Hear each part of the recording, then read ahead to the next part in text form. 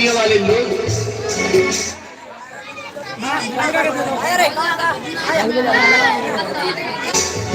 बाबा साहब को देख करके कह रहे थे कि बाबा साहब को वजीफा मिला है, बाबा साहब वजीफे की वजह से पढ़ करके आए हैं। लेकिन धर्म बंधुओं, बाबा साहब अकेले में बैठे रो रहे थे और सोच रहे थे कि मेरी पढ़ाई की कीमत वजीफा नहीं है, मेरी पढ़ाई की कीमत मेरे प्यारे दो बच्चे दामोदर और रमेश हैं, जिनकी शहादत हो गई, कुर्बानी हो गई मेरी पढ़ाई की खातिर, ये मेरी पढ़ाई की कुर्बानी है।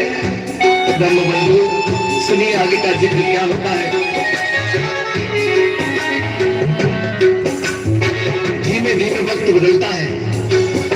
कुछ दिनों के बाद बाबा साहब के एक मित्र नवल बटेरा जी उनके पास आते हैं और बाबा साहब से कहते हैं, बाबा साहब आपकी आधी पढ़ाई हो गई है, अपनी आधी पढ़ाई को पूरा करने के लिए आप दोबारा विदेश चले जाइए। तब नवल बटेरा जी ने बाबा साहब को मदद के रूप में 5,000 रुपया दिया और बाबा साहब पुनः रमा से आज्ञा लेकर के विदेश करने के लिए चले जाते हैं। सुनिए आगे क्या हुआ।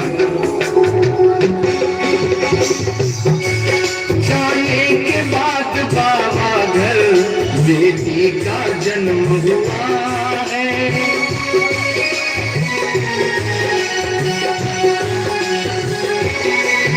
जाने के बाद बाबा घर बेटी का जन्म हुआ है।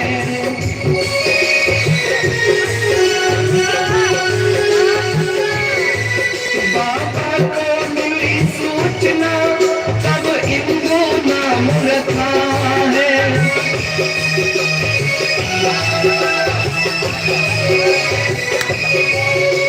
बाबा साहब के जाने के बाद रमाबाई ने अपनी कोख से एक बच्ची को जन्म दिया। जब बाबा साहब को ये सूचना मिली तो बाबा साहब ने अपनी बेटी का नाम इंदु रखा, लेकिन माता रमाबाई तो रमाबाई, उनकी महिमा का बखान मैं कैसे करूं।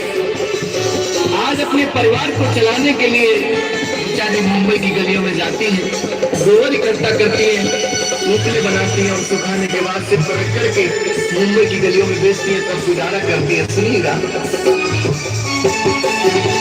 कंधे बेच कर करे गुजारा, रमा है बड़ी महान, रमा का त्याग बताऊं, भीम की महिमा गाऊं, रमा का त्याग बताऊं, भीम की महिमा गाऊं।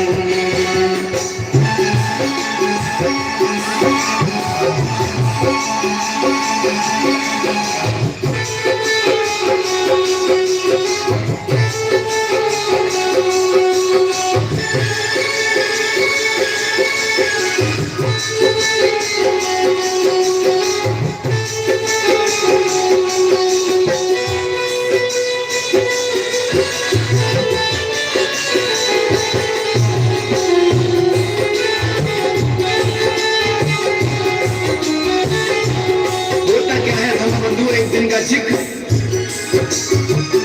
जब इस बात का जिक्र करता हूँ तो मेरा दिल यूं भर आता है।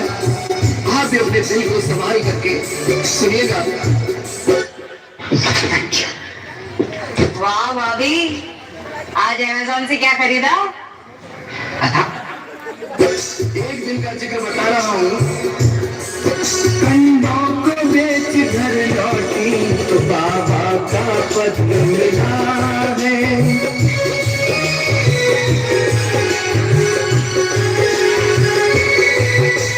खर्च हुए मेरे पैसे दिल जी ने उसमें लिखा है।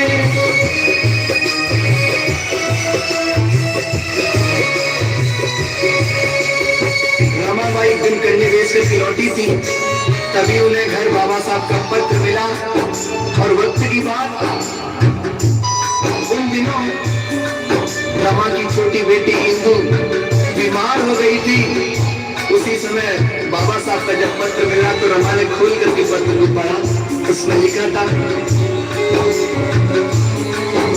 हे रमा, मैं जो 5,000 रुपए लेकर के आया था वो पैसे मेरे धीरे धीरे करके खर्च हो गए।